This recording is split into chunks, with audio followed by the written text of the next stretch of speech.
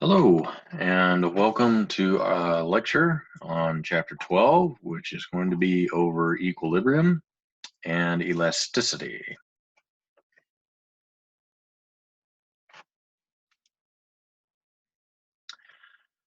So, we often want objects to be stable despite forces acting on them. And consider a book resting on a table or a puck sliding with constant velocity, a rotating ceiling fan, a rolling bicycle wheel with constant velocity. And these objects have common characteristics. The linear momentum of the center of mass is going to be considered constant, and the angular momentum about the center of mass or any other point is constant. Doesn't necessarily mean it's zero, but it does mean that it's going at a constant rate. It's not changing. So such objects are in equilibrium. So your linear momentum is equal to A, which is some constant. We don't know what the value is, but it is constant. And your angular momentum is also going to be a constant. Not necessarily the same, of course, but just at a constant level. In this particular chapter, we are going to be concerned with objects that aren't moving at all, and that makes computations even that much easier. So your linear momentum and your angular momentum are both going to be considered to be zero. These objects are going to be in static equilibrium. So the only one of the examples from the previous page that were in static equilibrium, which if you don't remember, a book resting on a table, a puck sliding with constant velocity, a rotating ceiling fan, a rolling bicycle wheel. The only one of those that was in static equilibrium is the book at rest on the table. It's not rotating, it's not moving linearly in any direction.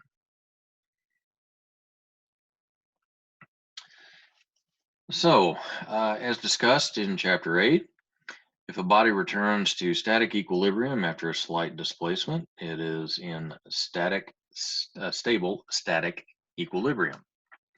If a small displacement ends equilibrium, it is unstable.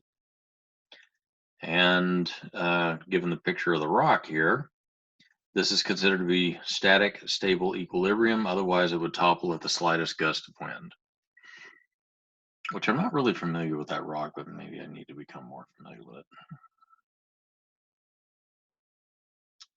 So let's go ahead and blow up the picture here.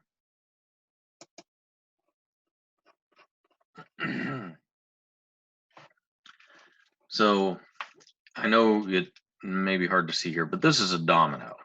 And that domino is sitting on a table. And that domino has a center of mass. This is a block. The block is also sitting on the same surface, and it also has a center of mass. So in part A of this particular figure, this has unstable equilibrium. So a small force to the right results in B happening. And eventually, of course, the domino will fall over. In C, the equilibrium is stable. But if you were to push the domino such that it passes this particular position, so in other words, it passes over the supporting edge of this, then the block will fall, or the domino will fall. The block, on the other hand, is going to be very hard. You're going to have to apply more force in order to be able to get this to move past the supporting edge.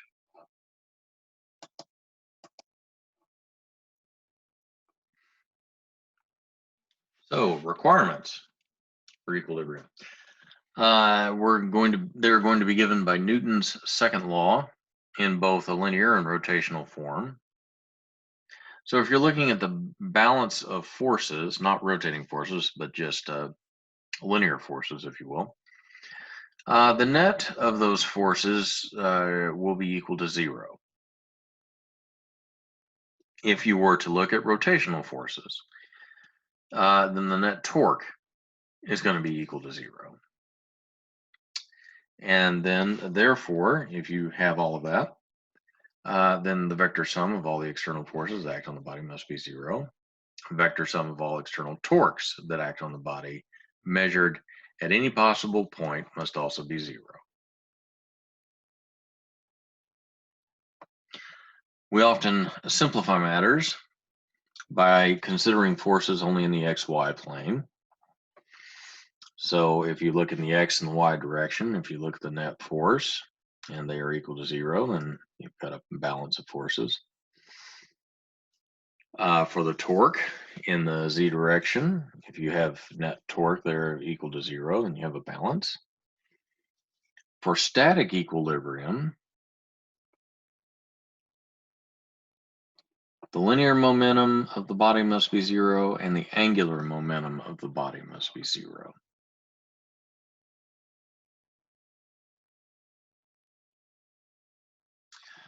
So take a look here at checkpoint number 1.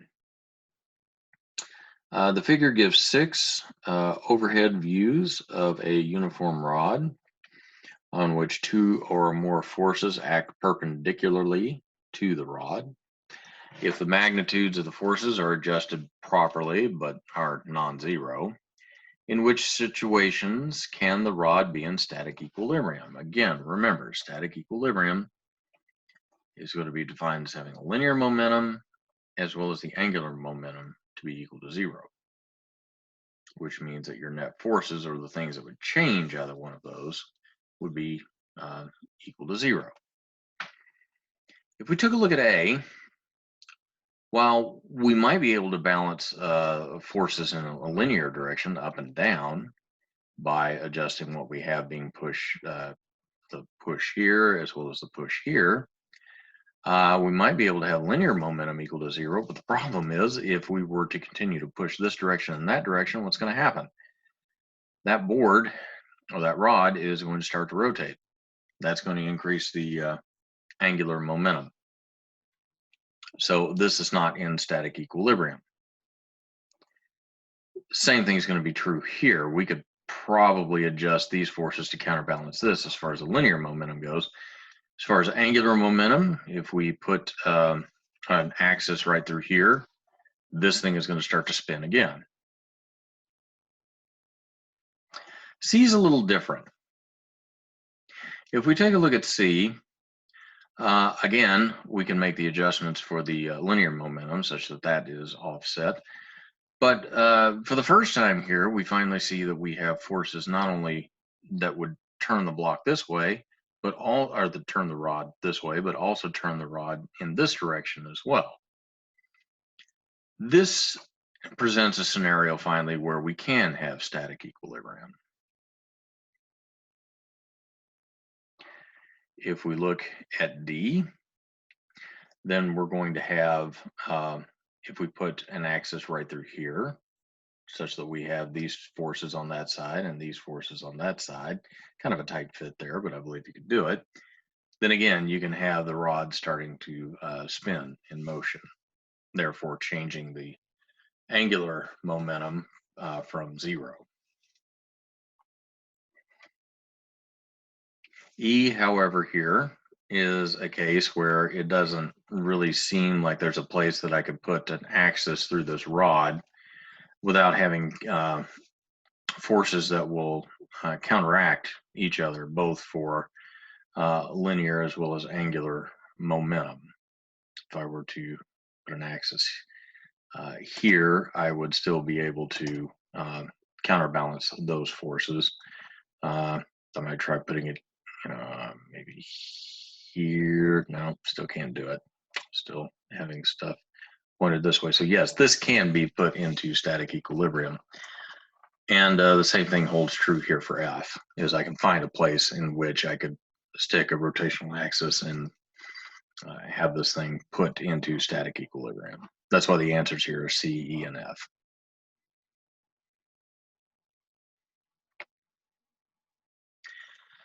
The gravitational force on a body is the sum of the gravitational forces acting on individual elements or atoms of the body. Obviously, you don't want to go through and measure that for every atom in the body. That would take too long and you'd be dead by the time you finished.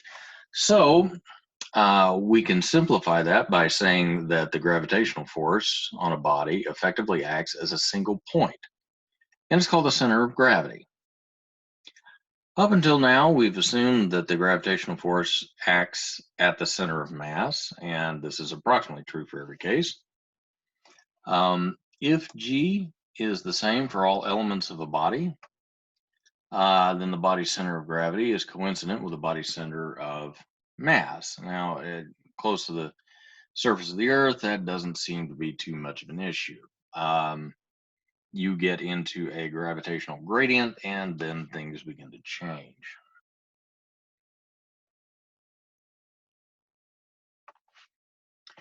So this can be shown by considering a sum of torques on each element versus the torque caused by the gravitational force at the center of gravity.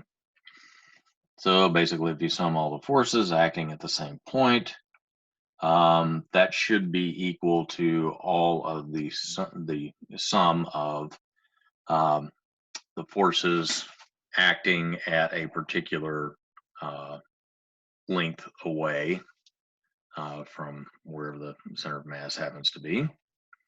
If you were to go through and substitute MIGI for this value, obviously, if you do that, then the G's for both sides of these cancel, and you end up dividing by the total mass.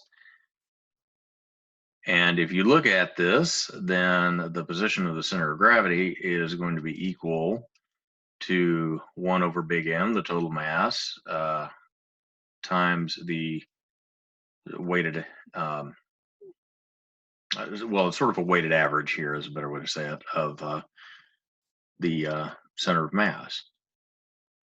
So the term on the right ends up being the center of mass.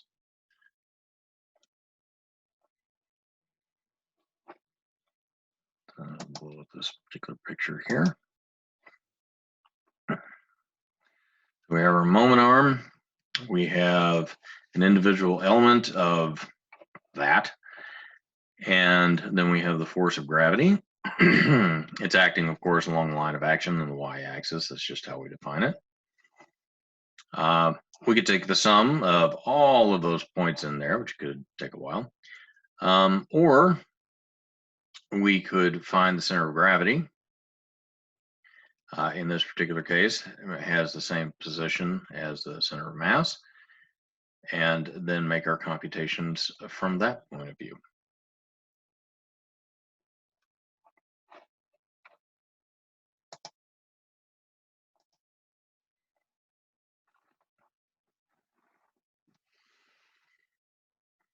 Okay, let's see if we got a figure. All right, this is going to be our figure right here for this particular checkpoint.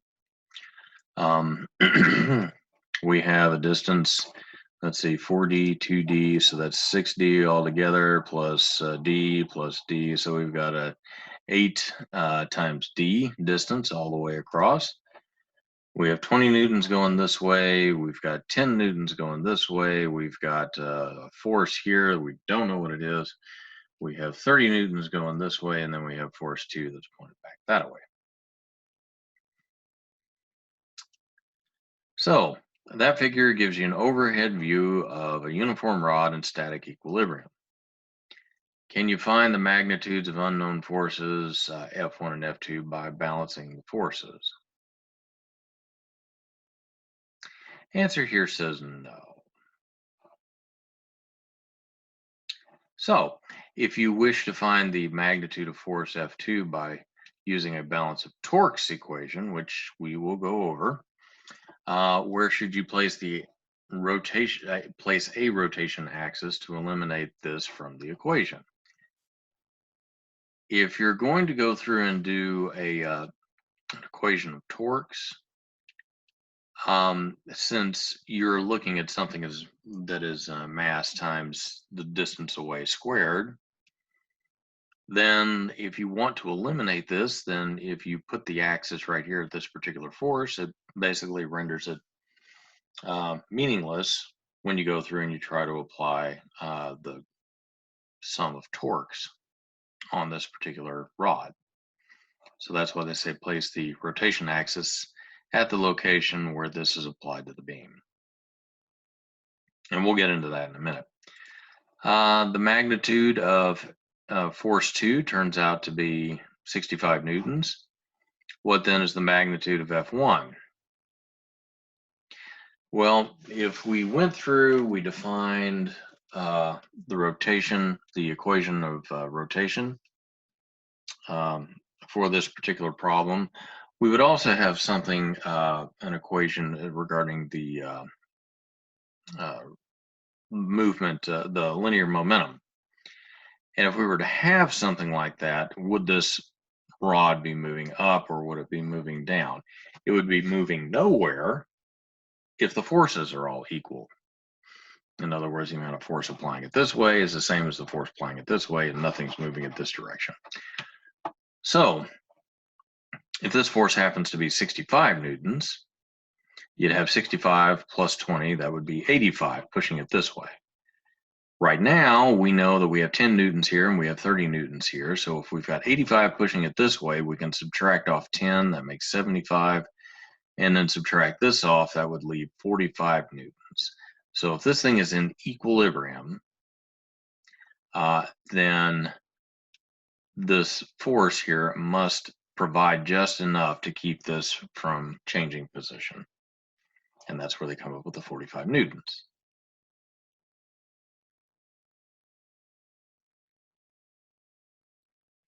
Now, we've got some examples here that we need to work through, and what I want to do is to go through and take a look at the textbook.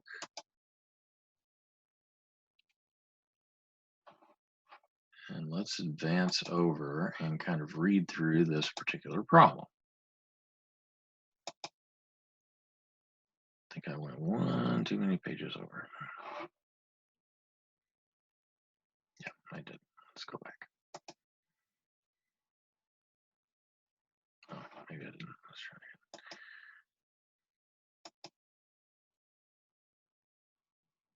There we go. This particular set of slides. Oh wait, I need to go back one. There we go. This particular set of slides starts talking about problems in the book, which you may or may not have gone over. So it'd be good to go ahead and bring your attention to it now. We have a system here where we have a beam that's being held up by two scales, and it has a block on it. So you can see here a uniform beam of length L and mass 1.8 kilograms is at rest on two scales. And a uniform block with a mass of 2.7 kilograms is at rest on the beam with its center at a distance L divided by 4 from the left beam's end. So what should the scales read? All right. Well, the idea here, let's cooperate with me. So what we have here is the key ideas.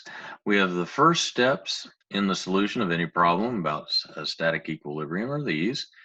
We've got to define the system to be analyzed and then draw the free body diagram of it, indicating all the forces on the system.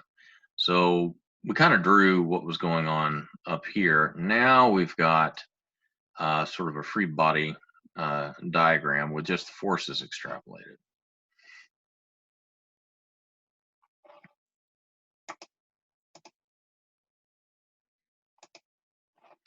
So what we're going to do is we're going to choose the system as the beam and the block taken together. Then the forces on the system are shown here in the free body diagram. As you see here, choosing the system takes experience, and often there can be more than one good choice, which is good news for us because we obviously don't want to be stuck with a situation that becomes harder to solve than what we're actually looking for. The system is in static equilibrium, which means there's no linear momentum in any direction and there's no rotational momentum.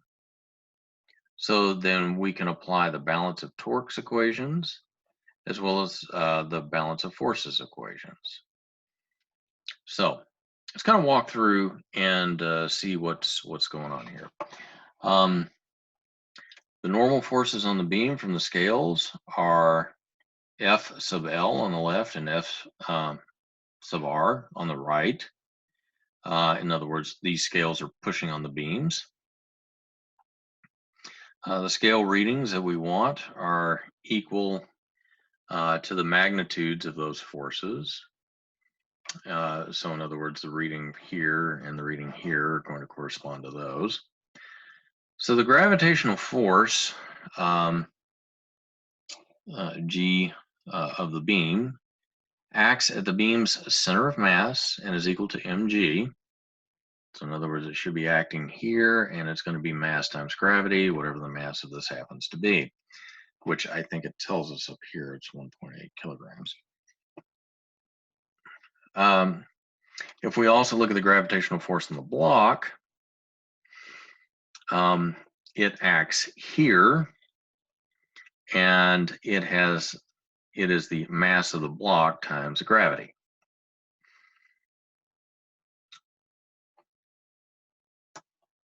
Let's see if I can move this up here a little bit. And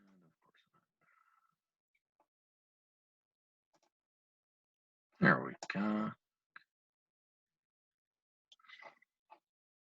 All right. So the forces have no x components. So we don't have to worry about net forces in the x direction because nothing's pushing or pulling in this direction.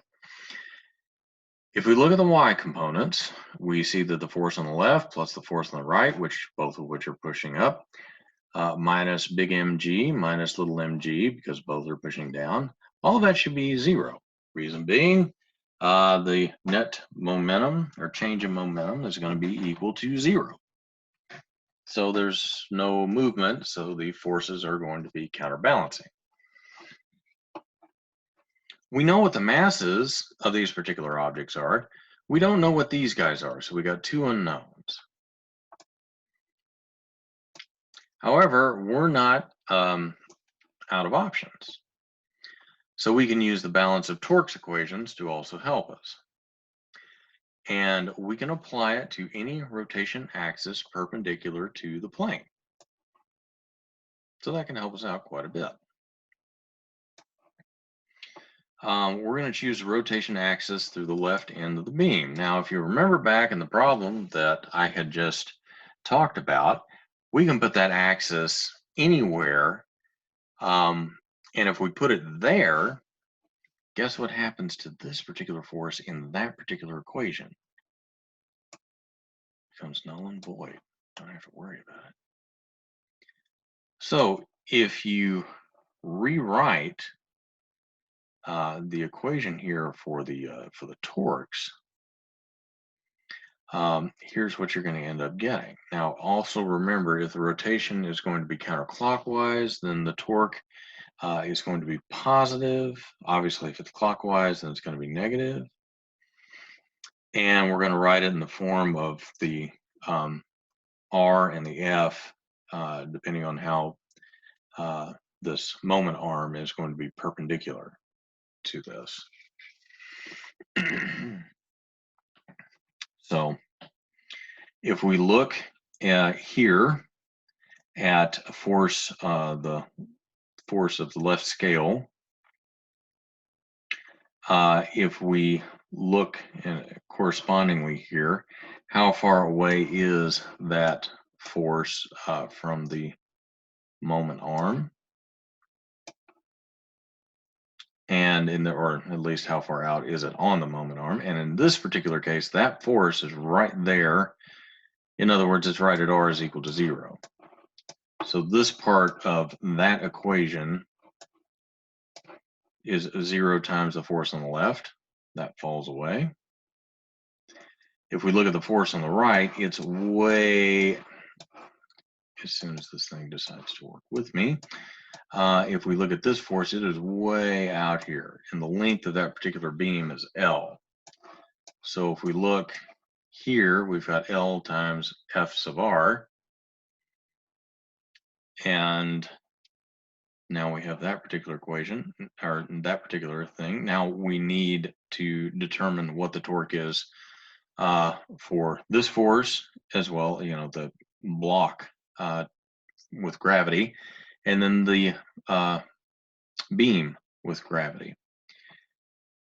We know what the force is. Now we need to figure out exactly how far out on the moment arm both of those are. And if we look at it in relationship to the diagram that we had before, this is going to be L divided by 4, and this is going to be L divided by 2. The beam, again, is acting at the center of mass. So it's going to be pulling down here. This is acting at the center of mass of the block, and that's going to be at L divided by 4. So if we put in those corresponding values here, we get our equation. If you go through and solve, you find out that the force on the right is equal to this particular computation. You put in the masses because you know what those are, and now you know what the force is on the right side. This is the force that the right scale is going to be pushing. If you know that now, you can go back, put that information into the original equation of forces that we had at the beginning, and then you can go through and solve for F sub L. So once you do that, you go through and you find out that that is 29 newtons. So it has a note here regarding choosing the arbitrary axis. In other words, it says to be, try to figure out the rules here and try to figure out what works to your advantage, because how we chose that allowed us to solve the problem. All of that particular information is written here in summary. We've got another problem here regarding this. Let's see if I can reset this.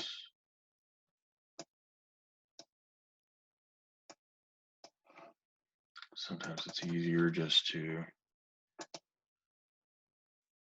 do this. Now we need to go on to the next page here.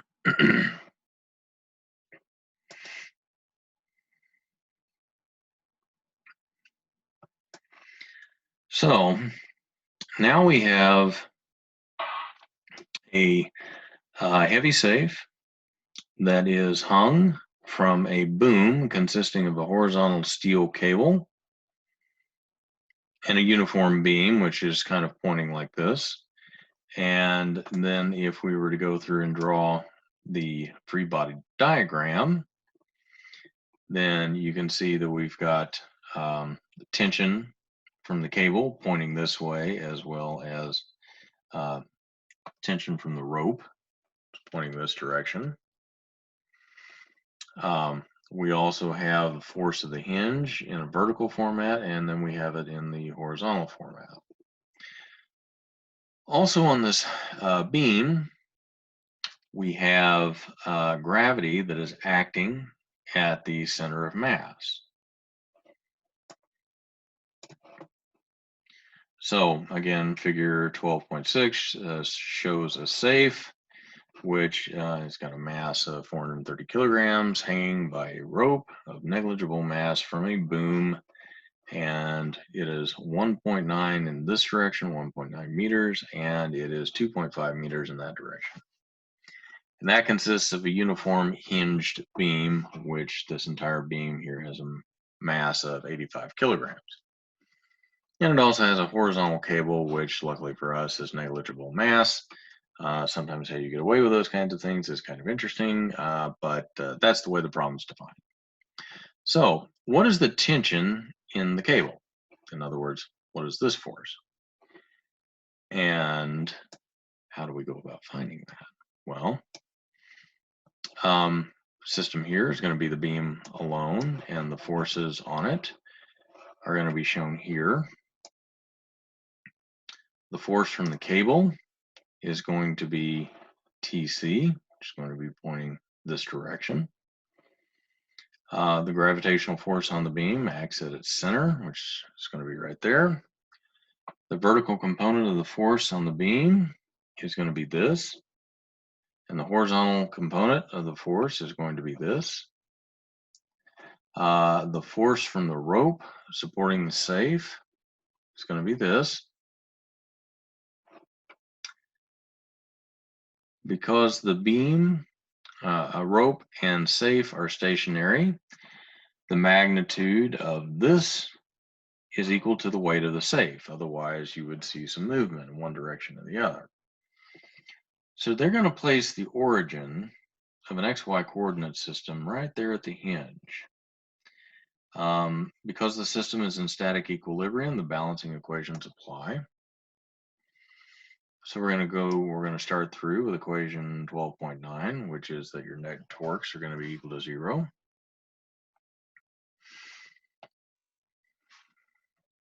So we're asked, obviously, to find the force T sub C and not of this or that acting at the hinge. And to eliminate those from the torque calculation, we calculate torques about an axis that's perpendicular to the figure here. We're being a little sneaky. Then F of H and F of V will have moment arms of 0 because they're acting at this particular point, and that particular point marks the 0, where R in this case is going to be equal to 0.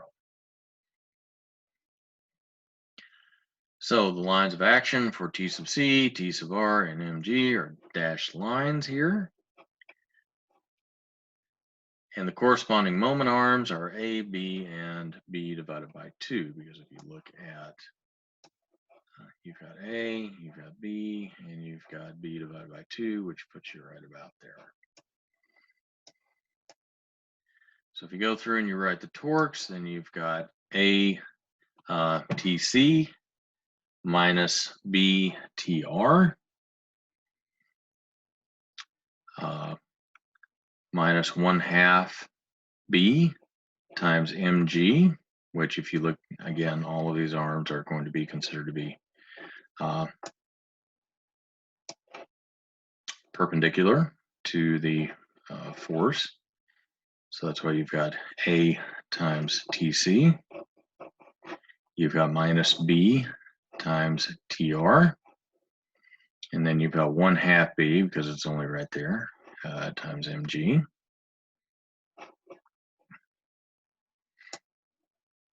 If you substitute mg in for T of R, because we had already discussed why those were offset, and then solving for T sub C, then you find this particular equation. You know gravity, you know the length of B, you know m, and you know little m, and you know the length of A. So this tells you that the tension in the cable is going to be 6,100 newtons. So if you're going to find the magnitude F of the net force on the beam from the hinge, then you're going to want to find those vectors as well, the F sub H and F sub V. And now, since you know this, it becomes a little bit helpful. We know here that this force minus this force should be 0 because this thing isn't moving. We also know that, well, and as you go through and you solve it, you find it's 6,093 newtons. For the vertical part of it, you know that this force minus this and minus that should be all come out to be 0.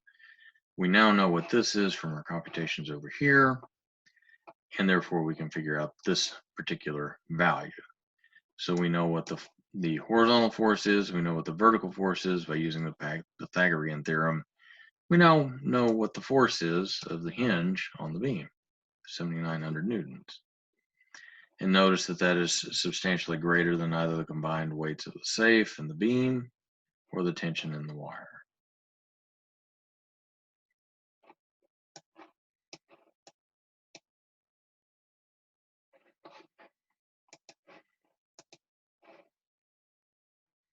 And here are all the summary of the computations. Now, one thing that we also need to look at is, let's see, if I can turn the page. Leaning Tower of Pisa.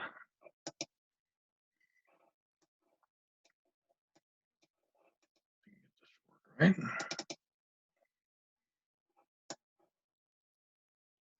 There we go.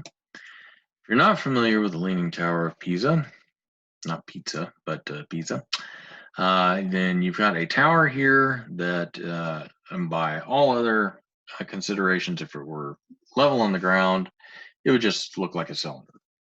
But it isn't. It leans a little bit to the right. That's why you're always getting people going around taking pictures and, like they're holding it up, that kind of thing, which there you go. You probably need to do that at least once in your life. But now, we're going to assume that the Tower of Pisa is a uniform hollow cylinder. It's got a certain radius, 9.8, and it's got a height of 60 meters. The center of mass is located right about here, assuming it's just uniform, along the cylinder's central axis. You can see it's upright here. Over here, it leans to the right by about 5.5 degrees. That happens to be the tower's southern wall. That shifts the center of mass by a distance d.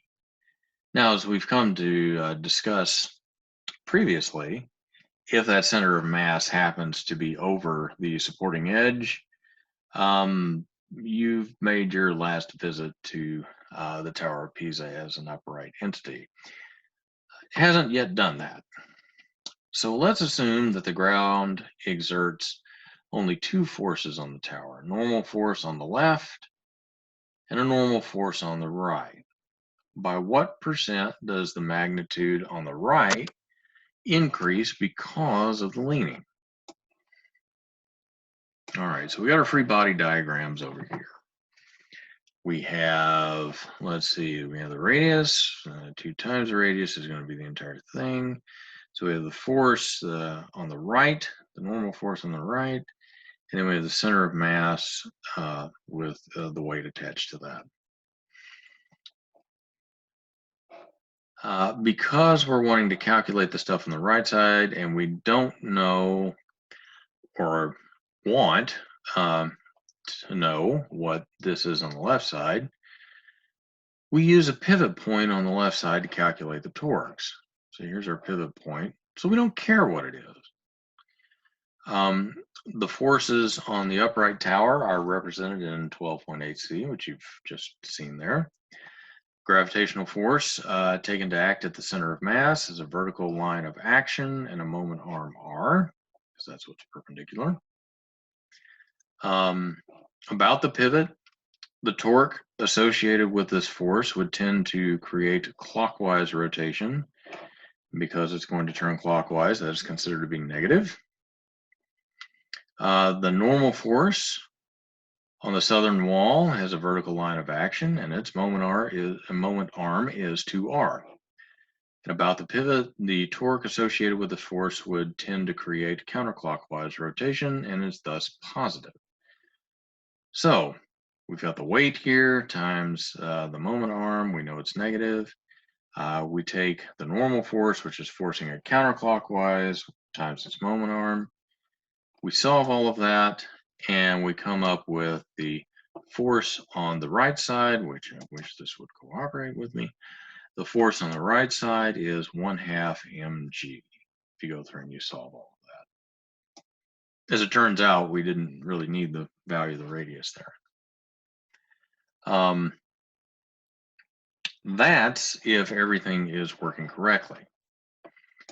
The problem is that the sucker's leaning, and it shifts rightward by this particular distance, 1/2 h times the tangent of theta, which if you go through and if you do the trigonometry here, you can kind of see where that's coming from. Tangent of the angle theta, which is the angle here, would be the distance opposite over the adjacent, which that's what this is. Move this over here and you got it. The only change in the balance of torques equation is that the moment arm is now just a little bit more, a little bit longer. And the normal force at the right has a new magnitude. We're not quite sure what that magnitude is yet, but it's new. We can go through the same process that we had here, and we can solve and determine what that new force happens to be. And if you go through the algebra, this is what it turns out to be. If you divide this result for the normal force of the right by the original result, and then substitute for D, then we get this particular result. These are things we already know. We already know how tall it is. We already know the radius, and we already know how far it's leaning. As it turns out, the new force divided by the old is 1.29, which means that the force on the tower's southern wall is increased by 30%. You keep that up, and eventually that wall starts to crumble, and then you lose the tower. Rainfall's not helping any, but the engineers are out there trying to make that a little bit better. So anyway, that's an interesting application of what we're learning. So for problems in the XY plane, we have 3 independent equations, and therefore you can solve for 3 unknowns. If we have more unknown forces, then we can't solve for them, and the situation is considered to be indeterminate. In other words, we can't come to specific values that make this true. This assumes that the bodies are rigid and do not deform, which doesn't happen, but there we are. And then with some knowledge of elasticity, we can solve more problems. So elasticity is going to work. It's an attempt to gauge how well or how strongly you can push against something before it starts to deform. Just bear that in mind as we go forward. So we've got a horizontally uniform bar of weight 10 newtons, and that is to hang from a ceiling by 2 wires that exert upward forces of F1 and F2. This figure is going to show 4 arrangements for the wire, which arrangements, if any, are indeterminate, so that we cannot solve for numerical values. If we take a look at that, we can figure out that this is counterbalanced by these 2 forces, which are at the edge. This is in the middle. Yes, we can determine what these are because we can get rid of one of the variables. Same types of thing is true here. We know the distance, and so we know how to calibrate these particular forces to come to a particular resolution to how much force should be applied. Here we have no idea what the distances are. We have no idea what the distances are. We have no idea what the forces are. Therefore, this is indeterminate.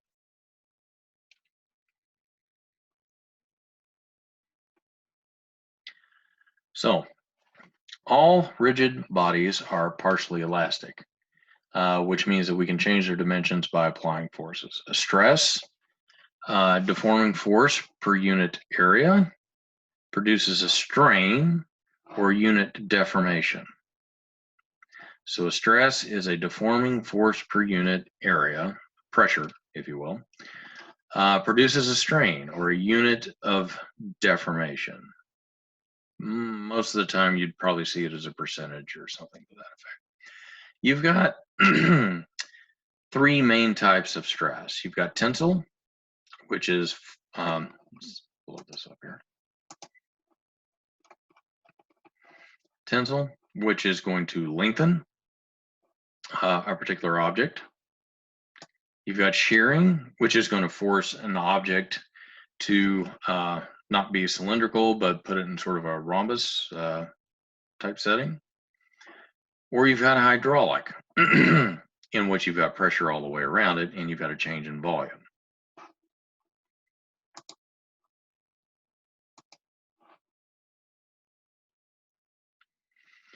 Stress and strain are proportional in the elastic range. They're related by the modulus of elasticity. Think of it as a constant, something that you're going to multiply by something in order to be able to produce, to correlate the stress with the strain. As stress increases, eventually a yield strength is reached and the material deforms permanently. In other words, think of pushing on a Coke can. You can push on it a little bit and you can feel it give. You eventually push on it too much and that sucker's going to deform. At the ultimate strength, the material just breaks. In other words, it can't continue to exist in that situation any further. Here's a graph of stress versus strain. You've got an increase in the stress. You've got a strain here, which continues to remain fairly small even after large increases of stress. It's considered to be in the linear elastic range. Once you hit the yield strength, then you've got another range that's starting here. It's the range of permanent deformation. And you can kind of see here as it goes that, you may have a little bit of give here, but you're going to have more and more strain with not a lot more stress. And then eventually, as you continue to add more stress, then the device just falls apart. In simple tension and compression, stress is going to be the force divided by the area. Strain is going to be considered dimensionless. So like I said before, more of a percentage. So it's going to be the change in L divided by L.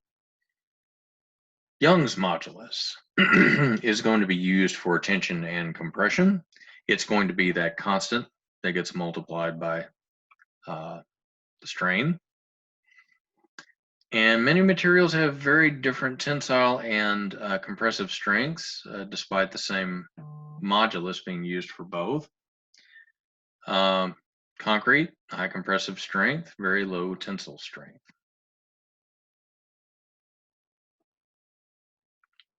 Strain can be measured by a strain gauge placed on a material. It becomes subject to the same strain. Strain can be read out as a change in electrical resistance for strains up to 3%. Depending on if you're not looking at tensile, let's say you're looking at shear, shear modulus can be used where it's the same concepts, except it's just being applied a little bit differently. Bulk modulus is what's going to be used for hydraulic compression.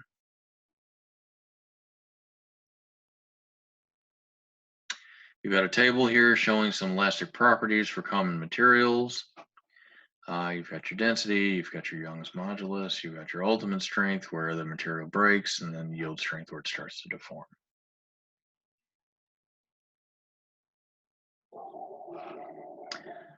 So if we're going to look here at balancing a table, as soon as I can get over to it. Sorry for the dogs downstairs. They tend to have a mind of their own, particularly when they see people out walking. It's what they do.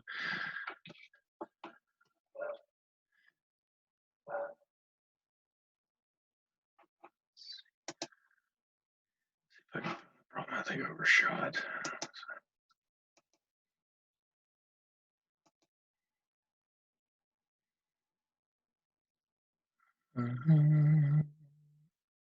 Yes, I did. Okay, so right here. Balancing a wobbly table. So we've got a table that has 3 legs that are 1 meter in length and a fourth that is longer by 0.5 millimeter. so that the table wobbles slightly, which is something we all want in tables. A steel cylinder with mass 290 kilograms. And if you think about that, kilograms about 2.2 pounds. So for whatever reason, a very large bear or something has just sat on the table. And now we have all four legs are being compressed but unbuckled, and the table is level and no longer wobbles. The legs are wooden cylinders with cross-sectional area of 1 square centimeter. The Young's modulus is given to us. What are the magnitudes of the forces on the legs from the floor?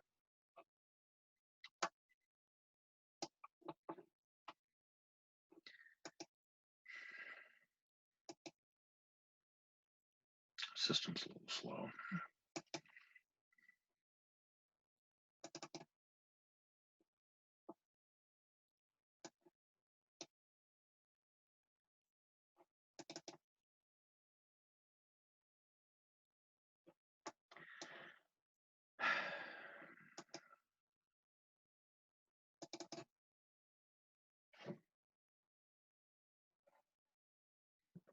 Okay.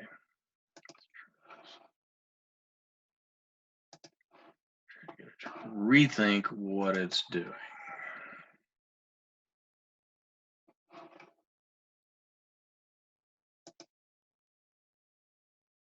There we go. Okay. Knew if I worked with it a little bit there, we'd get it. All right, so we're going to take the table plus the steel cylinder as our system.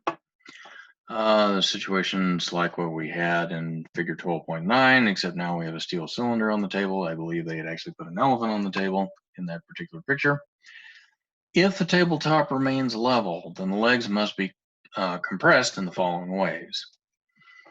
So each of the short legs must be compressed by the same amount. We'll call it a change in L3, and thus by the same force of magnitude F of 3. The single long leg must be compressed by a larger amount, and thus by a force with a larger magnitude. We're going to call that F4. So in other words, the length of L4 is going to be the same as the length of the compression of the others, plus a little bit more.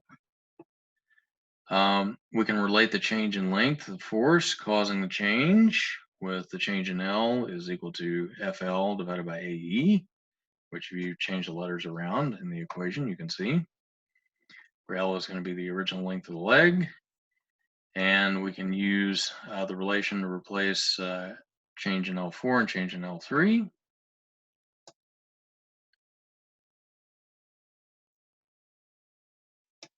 So if you do that,